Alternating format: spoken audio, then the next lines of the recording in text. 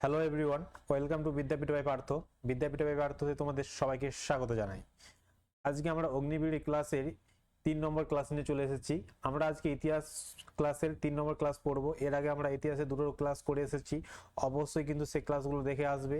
এবং আজকে আমাদের 3য় নম্বর ক্লাস। তো চলো বেশি কথা না বলে শুরু করা যাক 3 নম্বর ক্লাস। তো দেখো আজকের প্রথম প্রশ্ন, ভারতের প্রথম কারা এসেছিল? A British, B Portuguese, C ডাচরা, ডি ফরাসি। তো বলো ফটাফট উত্তর কি হবে? ভারতে প্রথম কারা এসেছিল?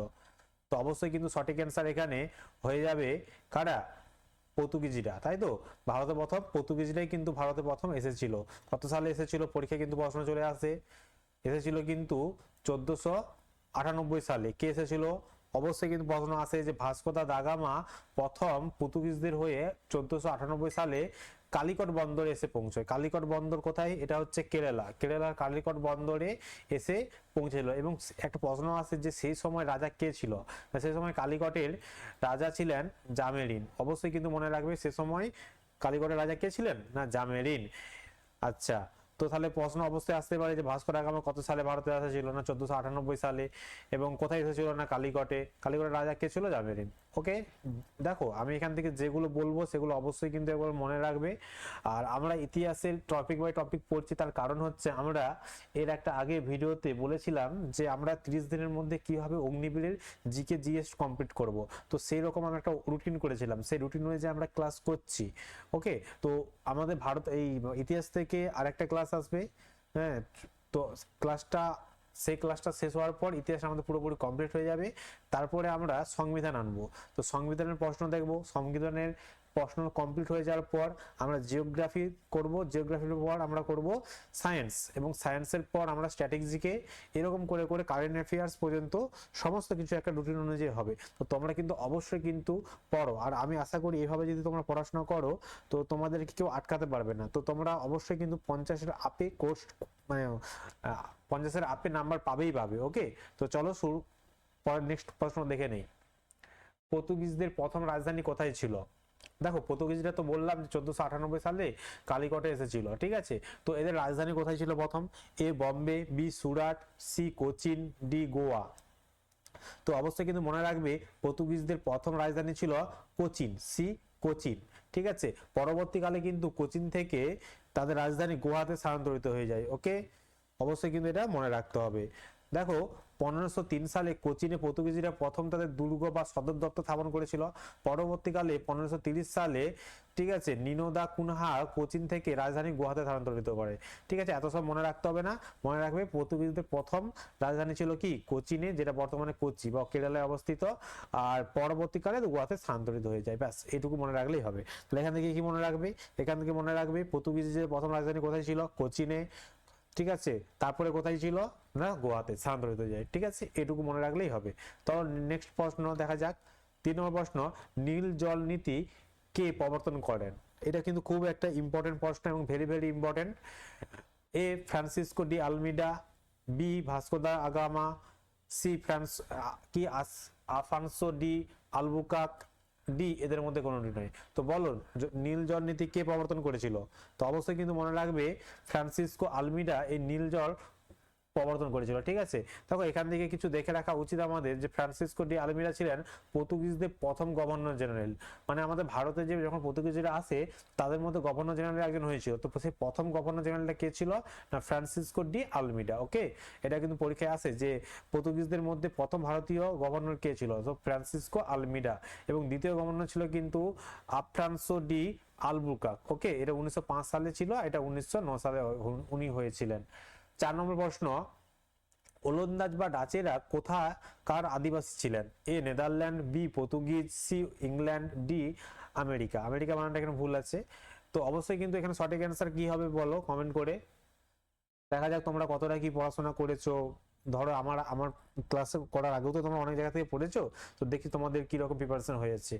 অবশ্যই কিন্তু তোমরা উত্তর করবে এবং কতগুলো নিজেরা পেরেছো সেটা কিন্তু কমেন্টে জানাতে ভুলবে না। ওকে, তো ওলন্দাজ বা ডাচেরা কোথাকার অধিবাসী মানে কোথাকার থেকে এসেছিল? অবশ্যই কিন্তু নেদারল্যান্ড থেকে কিন্তু ওলন্দাজ বা ডাচেরা এসেছিল। ওকে, দেখো এখান থেকে কিছু এক্সট্রা প্রশ্ন দিয়েছি। 1602 সালে কিন্তু তারা ভারতে প্রথম এসেছিল এবং ডাচ ইস্ট ইন্ডিয়া কোম্পানি গঠন করে 2002 সালেই, এবং 2005 সালে তিনি প্রথম মুসলিপত্তনমে বাণিজ্য কুঠি স্থাপন করেছিল। একটু প্রশ্ন এখানে পরীক্ষায় আসে যে ওলন্দাজ বা রাজেরা কোথায় প্রথম তাদের কুঠি স্থাপন করেছিল, ঠিক আছে, মুসলিপত্তনমে, ঠিক আছে, মনে রেখে দেবে। 5 নম্বর প্রশ্ন, বিদারার যুদ্ধ কবে হয়? একটা ইম্পর্টেন্ট, দেখো যুদ্ধ থেকে কিন্তু আমাদেরকে অনেকগুলো পড়তে হবে এবং প্রতিটা যুদ্ধই কিন্তু খুবই খুবই ইম্পর্টেন্ট। তো বলো বিদারার যুদ্ধ কবে হয়? এ 1789, বি 1759, সি 1760, ডি 1756। তো সঠিক অ্যান্সার এখানে হয়ে যাবে 1759 খ্রিস্টাব্দে বিদারের যুদ্ধ হয়েছিল। তো মনে রাখতে হবে এই যুদ্ধ কাদের সঙ্গে হয়েছিল, ঠিক আছে। তো একবার একটু মনে রেখে দেবে এই যুদ্ধ কিন্তু ওলন্দাজ যারা 2002 সালে এসেছিল, তো ওই ওলন্দাজের সাথে ইংরেজদের কিন্তু এই যুদ্ধটা হয়েছিল। ওকে, 1759 সালে ওলন্দাজ এবং ইংরেজদের সঙ্গে এই যুদ্ধ হয়েছিল। আচ্ছা, 6 নম্বর প্রশ্ন, ইংরেজরা ভারতের প্রথম কোথায় বাণিজ্য কুঠি স্থাপন করেছিল? একটা ইম্পর্টেন্ট, মানে ভেরি ইম্পর্টেন্ট একটা প্রশ্ন, যে ইংরেজরা তো ভারতে এসেছিল, তো তারা প্রথম কোথায় তাদের বাণিজ্য কুঠি স্থাপন করেছিল? এ কলকাতা, বি বম্বে, সি সুরাট, না ডি দিল্লি? সঠিক অ্যান্সার অবশ্যই কিন্তু কমেন্ট করে জানাবে কি হবে। আচ্ছা চলো আমি বলে দিই, এক্ষেত্রে সঠিক অ্যান্সার কিন্তু হবে সুরাট। সুরাটে কিন্তু তারা প্রথম বাণিজ্য কুঠি স্থাপন করেছিল ইংরেজরা। ওকে, মনে থাকবে তো? দেখো কিছু এক্সট্রা প্রশ্ন লিখেছি। ইংরেজরা ভারতে তাদের প্রথম স্থায়ী বাণিজ্য কুঠি কারখানা স্থাপন করেছিল 1613 সালে সুরাটে এবং মুঘল সম্রাট জাহাঙ্গীরের অনুমতিতে। আমরা সবাই জানি যে মুঘল সম্রাট জাহাঙ্গীরের দরবারে দুজন বিদেশি, মানে ইংল্যান্ড থেকে লোক এসেছিল।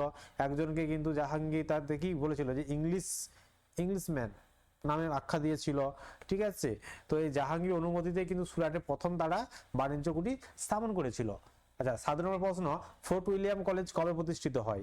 এ 1702, বি 1800, সি 1820, ডি 1854। তো অবশ্যই কিন্তু সঠিক অ্যান্সার এখানে হয়ে যাবে 1800 সালে কিন্তু ফোর্ট উইলিয়াম কলেজ প্রতিষ্ঠা করেছিল। কোথায় করেছিল? কলকাতাতে, মনে থাকবে। ওকে, আচ্ছা দেখো ফোর্ট উইলিয়াম কলেজ 1800 সালে 10 জুলাই কলকাতাতে কিন্তু হয়েছিল, ঠিক আছে, কলকাতাতে প্রতিষ্ঠিত হয়েছিল। আচ্ছা তখন যখন এই কলেজটা প্রতিষ্ঠিত হয় তখন গভর্নর জেনারেল কে ছিল? Lord Wellesley.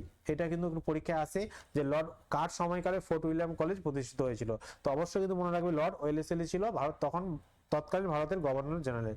এবং এটা কি এই প্রাচ্যবিদ্যা শিক্ষা কেন্দ্রটি প্রতিষ্ঠা করে, মানে এটা একটা শিক্ষা কেন্দ্র। আমরা সবাই জানি কলেজ মানে শিক্ষা কেন্দ্র হবেই। ওকে, 8 নম্বর প্রশ্ন, ফারুক সিয়ারের ফরমাননামা কত সালে জারি হয়? এ 1702, বি 1717, সি 1720, ডি 1854। তো সঠিক অ্যান্সার এক্ষেত্রে কিন্তু 1717 সালে ফারুক সিয়ারের ফরমাননামা জারি হয়েছিল। ওকে, দেখো 1717 সালে ফারুক সিয়ার ব্রিটিশ ইস্ট ইন্ডিয়া কোম্পানিকে মুঘল সাম্রাজ্যের বসবাস এবং বাণিজ্য করার জন্য অধিকার দেয় এবং এটিকে ফরমান জারি করেন। এটি একটি ফরমান জারি করেছিল। ওকে, 9 নম্বর প্রশ্ন, বাংলা ব্যান্ডেলে কারা ঘাঁটি স্থাপন করে? একটা ইম্পর্টেন্ট প্রশ্ন। ডাচরা, বি পর্তুগিজরা, সি ফরাসিরা, না ডি ইংরেজরা? তো অবশ্যই ব্যান্ডেলে কিন্তু পর্তুগিজরা ঘাঁটি করেছিল। এখান থেকে কিন্তু প্রশ্ন আছে, আমি লিখে দিয়েছি দেখো। এটা কিন্তু এখান থেকে অনেক প্রশ্ন আছে, তো এটা মনে রাখলেই কিন্তু তোমরা সব অ্যান্সার করতে পারবে। দেখো যে চুঁচুড়ায় ডাচরা, মানে ডাচরা কোথায় ঘাঁটি ছিল? চুঁচুড়ায়। চন্দননগরে ফরাসিরা, অর্থাৎ চন্দননগরে ফরাসিরা থাকতো।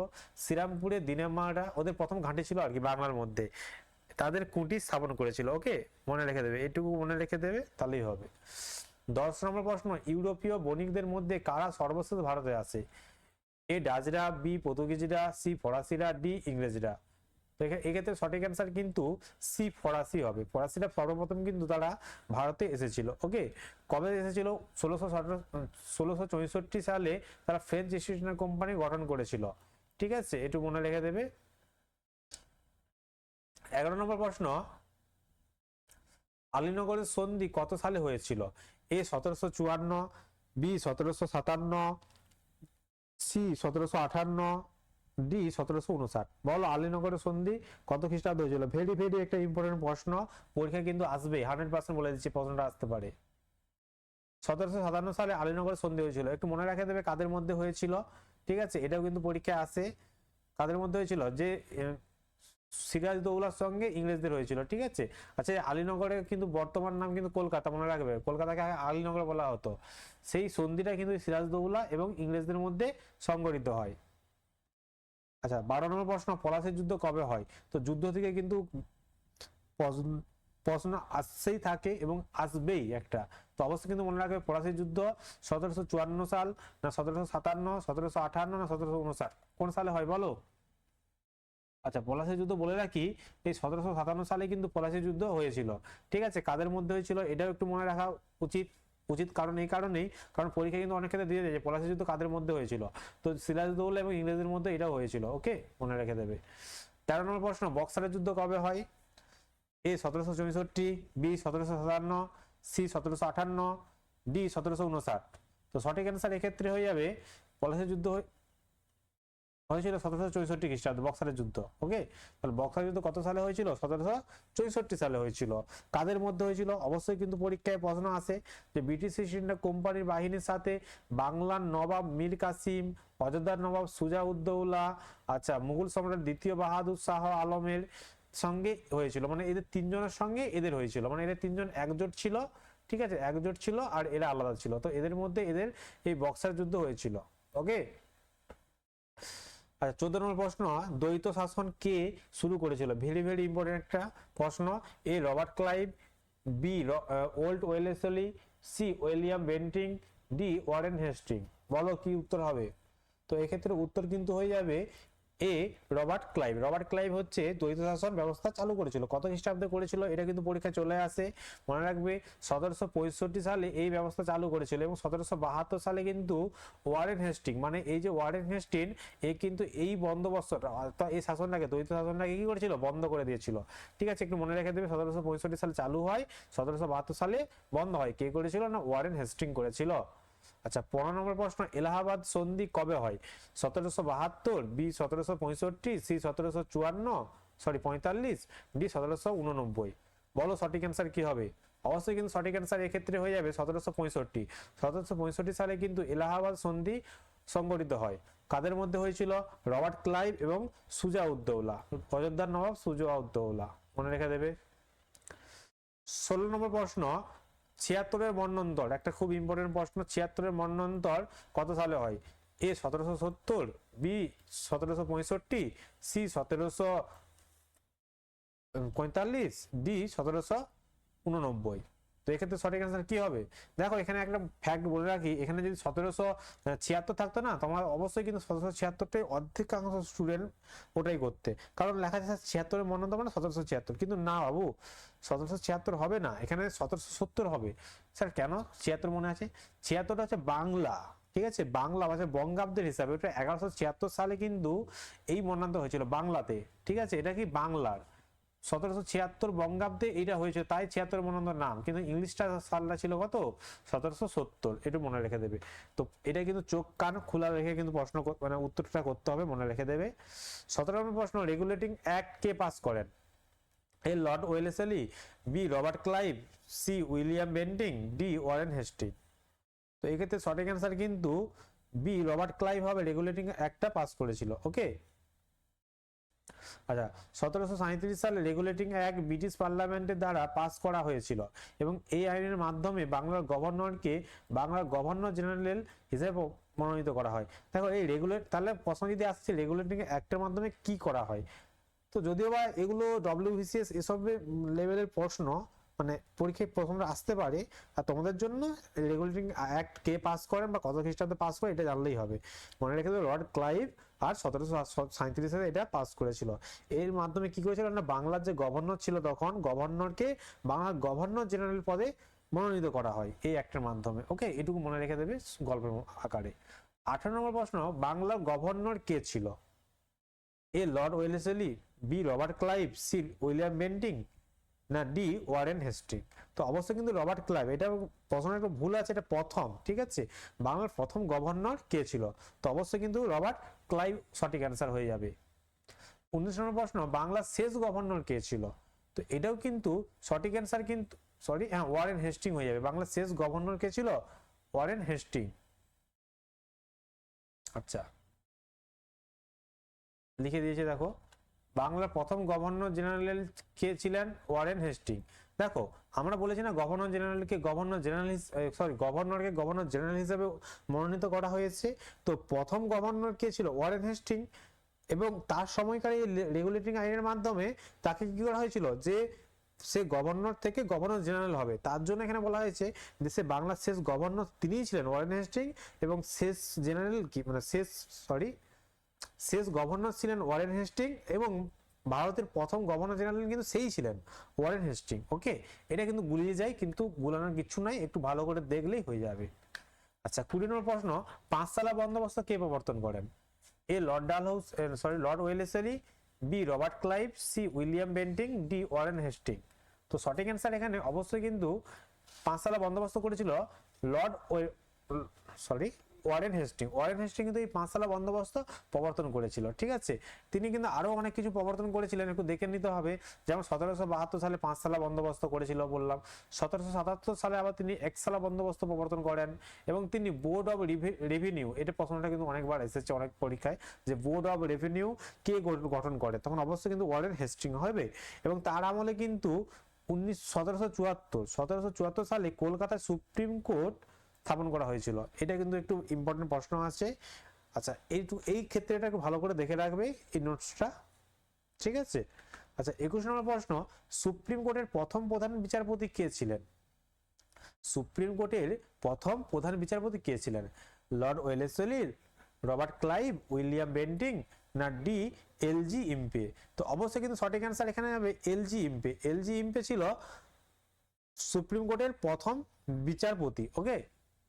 আচ্ছা, 22 নম্বর প্রশ্ন আমি লিখেও দিয়েছি। এবং মহিলা কিন্তু যদি বলে মহিলা কে ছিল প্রথম? এম ফতিমা বিবি, মনে রেখে দেবে। এম ফতিমা বিবি ছিল মহিলা বিচারপতি প্রথম। আর ভারতের কে ছিল প্রথম? ওগুলো তো বিদেশি। ভারতের ছেলেদের মধ্যে প্রথম ছিল কে? না এইচ জে কানাইয়া। এটা একটু মনে রাখা দেবে। এইচ জে কানাইয়া ছিল ভারতের সুপ্রিম কোর্টের প্রথম ভারতীয় প্রধান বিচারপতি। ওকে। 22 নম্বর প্রশ্ন, পিটের ভারত শাসন আইন কবে পাস হয়? পিটের ভারত শাসন আইন কবে পাস হয়েছিল?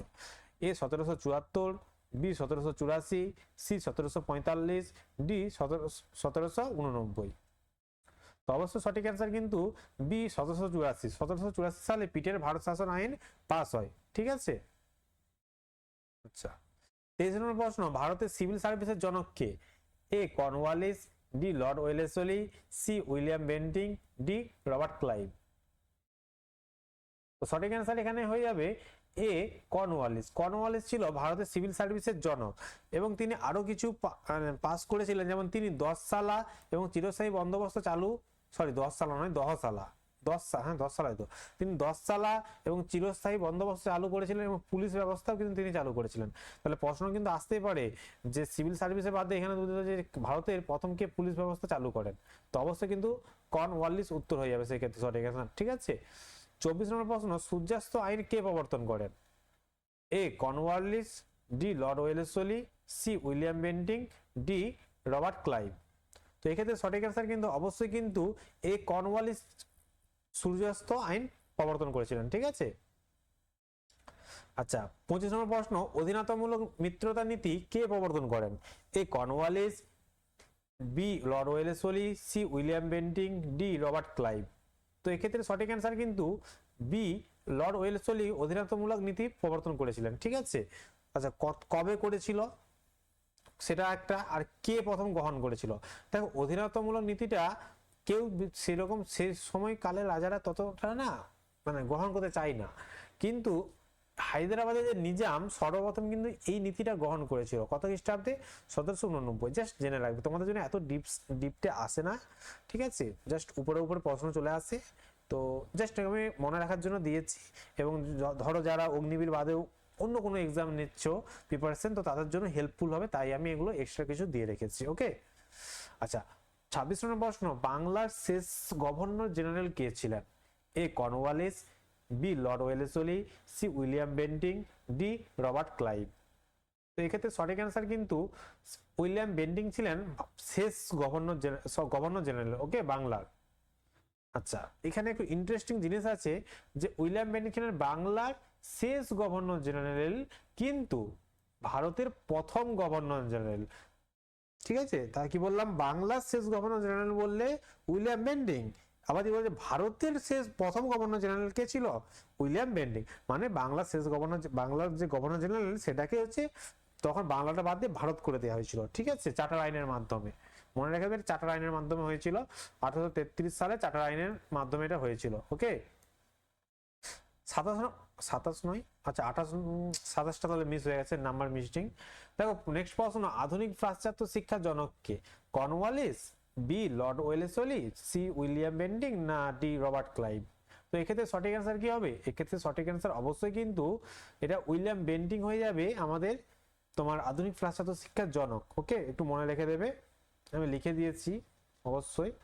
আচ্ছা, এই যে তিনি, দেখো তার সময়কালে কলকাতা মেডিকেল কলেজ, প্রশ্ন কিন্তু এটা আসে যে কত সালে কলকাতা মেডিকেল কলেজ স্থাপন করা হয়? অবশ্যই কিন্তু 1835 সালে কলকাতা মেডিকেল কলেজ স্থাপন করা হয়, এবং তিনি 1829 সালে সতীদাহ প্রথা নিষিদ্ধ করেন। মনে রেখে দেবে, সতীদাহ প্রথা তিনি নিষিদ্ধ করেছিলেন, কিন্তু এখানে রাজা রামমোহন রায় ছিল, কিন্তু তার আমলে এটা বন্ধটা হয়েছিল। 29 নম্বর প্রশ্ন, ভারতে কবে প্রথম রেল চালু হয়? এ 1854, বি 1853, সি 1875, ডি 1856? তো অবশ্যই কিন্তু এটা কিন্তু ভেরি ভেরি একটা ইম্পর্টেন্ট প্রশ্ন। ভিভিআই, আমি যতগুলো না যত পড়ি যত ভিভিআই হয়তো দেওয়া হয়নি, কিন্তু এইটা কিন্তু বিশাল মোস্ট ইম্পর্টেন্ট প্রশ্ন তোমাদের জন্য, যে ভারতের প্রথম রেল চালু হয় কবে? 1854, বি 1853, সি 1875, না ডি 1856? তো অবশ্যই কিন্তু সঠিক অ্যান্সার এখানে 1853 সালে ভারতে প্রথম কিন্তু রেল চালু হয়েছিল। ওকে, এটা কিন্তু কোথা থেকে হয়েছিল একটু মনে রেখে দাও, বোম্বে থেকে স্থানে হয়েছিল। প্রায় 34 কিলোমিটার পথ একটা রেল লাইন তৈরি করেছিল তখন লর্ড ডালহৌসির আমলে, এবং এটা প্রথম চলেছিল বোম্বে থেকে থানে। ওকে, মহারানী ঘোষণাপত্র কবে প্রকাশ পায়? এ 1854, বি 1853, সি 1858, ডি 1856? তো অবশ্যই এক্ষেত্রে সঠিক অ্যান্সার কিন্তু হয়ে যাবে, এক্ষেত্রে সঠিক অ্যান্সার হবে 1858 সালে মহারানী ঘোষণাপত্র হয়েছিল। ওকে, দেখো কার সময় হয়েছিল এটা, না লর্ড ক্যানিং, লর্ড ক্যানিং এর সময় ভারতে মহারানী ঘোষণাপত্রটা প্রকাশ পায় প্রথম। ওকে, প্রশ্ন, ভারতের শেষ গভর্নর জেনারেল কে ছিল? Lord Canning, B Lord Lifton, C Lord Lytton, D Lord Mayo? কে হবে বলো? এক্ষেত্রে সঠিক অ্যান্সার কিন্তু অবশ্যই লর্ড ক্যানিং ছিল ভারতের শেষ গভর্নর জেনারেল, অবশ্যই কিন্তু মনে রেখে দেবে।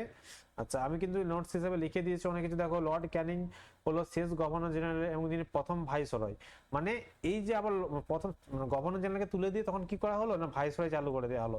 তাই লর্ড ক্যানিং ছিল শেষ গভর্নর জেনারেল এবং প্রথম ভাইসরয় ভারতের, এবং তার সময়কালেই কিন্তু আমাদের মহাবিদ্রোহ বা এটাকে সিপাহী বিদ্রোহ বলে হয়েছিল সংগঠন 1857 সালে, এবং তার সময়কালে নীল বিদ্রোহ হয়েছিল 1859 থেকে 60 খ্রিস্টাব্দে, এবং তার সময়কালে কিন্তু ভারতের আর্কিওলজিক্যাল সার্ভে অফ ইন্ডিয়া প্রতিষ্ঠা হয়েছিল, যেটা 1861 সালে। আচ্ছা, আজকে একটা তোমাদের প্রশ্ন দিয়ে যাচ্ছি, বলো, আমি করেছি আগে ক্লাসে, যে ভারতের আর্কিওলজিক্যাল সার্ভে অফ ইন্ডিয়া মানে প্রত্নতান্ত্রিকের জনক কাকে বলা হয়, মেন কথা। ঠিক আছে, প্রশ্নটা দিচ্ছি যে প্রত্নতান্ত্রিকের জনক কাকে বলা হয় ভারতের, তো অবশ্যই কিন্তু তোমরা কমেন্ট করে জানাবে। আচ্ছা, 32 নম্বর প্রশ্ন, কত সালে দেশীয় ভাষায় সংবাদ আইন পাস হয়? এ 1857, বি 1875, সি 1878, ডি 1887? বলো কবে হবে? তো সঠিক অ্যান্সার কিন্তু 1878 সালে প্রথম দেশীয় সংবাদ দেশীয় ভাষায় সংবাদ আইন পাস করেছিল। ঠিক আছে, এটা কার সময় হয়েছিল? এটাও কিন্তু আছে লর্ড লিটনের সময়। লর্ড লিটনের সময় এই আইনটা পাস হয়েছিল, এবং 1878 সালে তার সময়কালেই অস্ত্র আইনও প্রবর্তন হয়। মনে রেখে দেবে, অস্ত্র আইন প্রবর্তন হয়েছিল কার সময়? এই লর্ড লিটনের সময়। এবং 1882 সালে দেশীয় ভাষার সংবাদ আইনটাকে রদ করে দিয়েছিল। মানে এই যে দেশীয় ভাষার সংবাদ আইনটা না, এটাকে তুলে দিয়েছিল। কে তুলেছিল? লর্ড লিটন হচ্ছে এনেছিল, তুলেছিল লর্ড রিপন। ওকে, গুলি ফেলবে না, লর্ড লিটন হচ্ছে এনেছিল মানে প্রবর্তন করেছিল, এবং তুলেছিল এটা কে? লর্ড রিপন। আচ্ছা, 33 নম্বর প্রশ্ন, ইলবার্ট বিল কবে পাস হয়? এ 1857, বি 1875, সি 1878, ডি 1883? তো তো এক্ষেত্রে সঠিক অ্যান্সার কিন্তু হয়ে যাবে 1883 সালে ইলবার্ট বিল পেশ হয়েছিল। এর সাথে ইলবার্ট বিল কিসের সঙ্গে সম্পর্কিত, এটা কিন্তু প্রশ্নটা আসে, দেখো আমি দিয়েছি যে ইলবার্ট বিল কিন্তু বিচার ব্যবস্থার সঙ্গে সম্পর্কযুক্ত। অবশ্যই কিন্তু পরীক্ষায় আসে যে ইলবার্ট বিল কিসের সঙ্গে সম্পর্কযুক্ত, বিচার ব্যবস্থার সঙ্গে সম্পর্কযুক্ত, এবং এটা কার সময় হয়েছিল, লর্ড রিপনের সময় কিন্তু এটা এই বিলটা পাস হয়। ওকে, আচ্ছা 34 নম্বর প্রশ্ন, ভারতীয় জাতীয় কংগ্রেসের কবে প্রতিষ্ঠা হয়, মানে ভারতীয় জাতীয় কংগ্রেস কবে প্রতিষ্ঠা হয়? এ 1885, বি 1875, সি 1878, ডি 1883। অবশ্যই কিন্তু সঠিক অ্যান্সার এখানে 1885। এটা কিন্তু প্রচুর ইম্পর্টেন্ট একটা প্রশ্ন। ঠিক আছে, আমি দেখো খুব সুন্দরভাবে লিখে দিয়েছি। এই 1885 সালে অ্যালাম অক্টাভিয়ান হিউম প্রতিষ্ঠা করেছিল এই জাতীয় কংগ্রেসটাকে আমাদের ভারতের, এবং এর প্রথম অধিবেশনটা কোথায় বসেছিল, বোম্বেতে। ঠিক আছে, এবং প্রথম সভাপতি কে ছিল, উমেশ চন্দ্র বন্দ্যোপাধ্যায় প্রথম সভাপতি ছিল। এবং জাতীয় কংগ্রেসের কে জাতীয় কংগ্রেসকে, মানে এই যে জাতীয় কংগ্রেসকে তৎকালীন যে আমাদের মানে শাসন, মানে গভর্নর বা ভাইসরয় লর্ড ডাবলিন তাকে আনুবীক্ষণিক সংখ্যালঘু বলে আখ্যা দিয়েছিলেন। এটা কিন্তু ইম্পর্টেন্ট আছে যে কে জাতীয় কংগ্রেসকে আনুবীক্ষণিক সংখ্যালঘু বলে আখ্যা দেন। অবশ্যই কিন্তু সঠিক অ্যান্সার লর্ড ডাবলিন। 35 নম্বর প্রশ্ন, জালিয়ানওয়ালাবাগের হত্যাকাণ্ড কবে হয়? একটা মোস্ট ইম্পর্টেন্ট প্রশ্ন। ঠিক আছে, কবে হয় বলো? এ 1885, বি 1912, আচ্ছা সি 1919, ডি 1920। তো এটা কিন্তু 1919 সালে হয়েছিল। কোথায় হয়েছিল? পাঞ্জাবের অমৃতসরে হয়েছিল। মনে হচ্ছে লিখে দিয়েছি, হ্যাঁ লিখে দিয়েছি। এই হত্যাকাণ্ডটা কবে হয়? কাণ্ডটা হয় পাঞ্জাবের অমৃতসরে। আচ্ছা মনে রাখবে, এই ঘটনার পর থেকে কিন্তু আমাদের রবীন্দ্রনাথ ঠাকুর তার নাইটিঙ্গেল উপাধি ত্যাগ করে দিয়েছিল। ঠিক আছে, ব্রিটিশদের দিয়ে নাইটিঙ্গেল উপাধিটা ত্যাগ করে দিয়েছিল জালিয়ানওয়ালাবাগের হত্যাকাণ্ডের পরিপ্রেক্ষিতে। 36 নম্বর প্রশ্ন, চম্পারণ সত্যাগ্রহ কত সালে হয়? আবার একটা ইম্পর্টেন্ট প্রশ্ন। 1917, 1912, 1919, 1920। তো সঠিক অ্যান্সার এক্ষেত্রে কি হবে তোমরা অবশ্যই কিন্তু জানাও। তো সঠিক অ্যান্সার কিন্তু হবে এটা 1917 সালে করেছিল। কে করেছিল? না গান্ধীজি আমাদের এই চম্পারণ সত্যাগ্রহ আন্দোলনটা করেছিল। কোথায় করেছিল? এটা বিহারে চম্পারণটা কোথায় অবস্থিত? বিহারে। ঠিক আছে, গান্ধীজির নেতৃত্বে হয়েছিল। 37 নম্বর প্রশ্ন, কাঁকড়ি রেল ডাকাতি কবে হয়? বলো, কাঁকড়ি রেল ডাকাতি কবে হয়? এ 1925, বি 1912, সি 1919, ডি 1920। তো সঠিক অ্যান্সার কিন্তু এক্ষেত্রে এ 1925 সালে কিন্তু এই কাঁকড়ি রেল ডাকাতিটা হয়েছিল। ওকে, আচ্ছা 38 নম্বর প্রশ্ন, আইন অমান্য আন্দোলন কবে হয়? এ 1925, বি 1912, সি 1930, ডি 1920। তো সঠিক অ্যান্সার কিন্তু আইন অমান্য হয়েছিল 1930 সালে। এটাও কিন্তু আমাদের মনে রাখবে গান্ধীজির নেতৃত্ব দিয়েছিল। ঠিক আছে, এটা একটু মনে রাখো যে গান্ধীজির নেতৃত্বে সবরমতী আশ্রম থেকে এটা শুরু হয়েছিল, এবং ডান্ডি অভিযানের মাধ্যমে আইন অমান্য আন্দোলনটা শুরু করে। কোথা থেকে শুরু হয়েছিল? এটা আসছে সবরমতী আশ্রম, গুজরাটের। আচ্ছা, কে শুরু করেছিল? গান্ধীজি। তোমাদেরকে মনে রাখবে আইন অমান্য আন্দোলনটা 1930 সালে হয়, এটা গান্ধীজি করেছিল। ওকে, 39 নম্বর প্রশ্ন, চট্টগ্রাম অস্ত্রাগার লুণ্ঠন কে করেন? কে করেন তো সবাই জানে। কবে হয়? এ 1925, বি 1912, সি 1930, ডি 1920। তো সঠিক কিন্তু এখানে অ্যান্সার হয়ে যাবে 1930 সালে চট্টগ্রাম অস্ত্রাগার লুণ্ঠন করেছিল। কে করেছিল? অবশ্যই কিন্তু মাস্টারদা সূর্য সেন। ঠিক আছে, আমি লিখে দিয়েছি লুণ্ঠনটা এই লুণ্ঠনটা করেছিল। লুণ্ঠন কি বলছি, লুণ্ঠন, সরি গাইস, লুণ্ঠন হবে। 40 নম্বর প্রশ্ন, ভারত ছাড়ো আন্দোলন কবে হয়? এ 1940, বি 1942, সি 1930, ডি 1920। তো সঠিক অ্যান্সার কিন্তু ভারত ছাড়ো আন্দোলনটা হয়েছিল বি 1942 সালে। ঠিক আছে, অবশ্যই কিন্তু মনে রেখে দেবে। 41 নম্বর প্রশ্ন, ক্যাবিনেট মিশন কবে ভারতে এসেছিল? খুব ইম্পর্টেন্ট একটা প্রশ্ন। ক্যাবিনেট মিশন কবে ভারতে আসে? এ 1946, বি 1945, সি 1930, ডি 1940। কবে এসেছিল? অবশ্যই কিন্তু সঠিক অ্যান্সার এখানে হয়ে যাবে 1946 সালে। আচ্ছা, এই ক্যাবিনেট মিশন সম্পর্কে আমি ডিটেলসে যখন সংবিধান পড়াবো তখন তোমাদেরকে অবশ্যই আলোচনা করব। তো বলে রাখি, ক্যাবিনেট মিশন হচ্ছে 3 জন সদস্য ছিল, 3 জন সদস্য নিয়ে গঠিত। ঠিক আছে, তো এটা 1946 সালে ভারতে এসেছিল। আচ্ছা, চলো সংবিধান ক্লাসে আমরা কিন্তু আলোচনা করবো ক্যাবিনেট মিশন সম্পর্কে। আমাদের নেক্সট ক্লাস কিন্তু আমাদের সংবিধান নিয়ে আসবে, ঠিক আছে। এরপর একটা ক্লাস ইতিহাসের আসবে এবং তারপরে নেক্সট ক্লাস সংবিধান।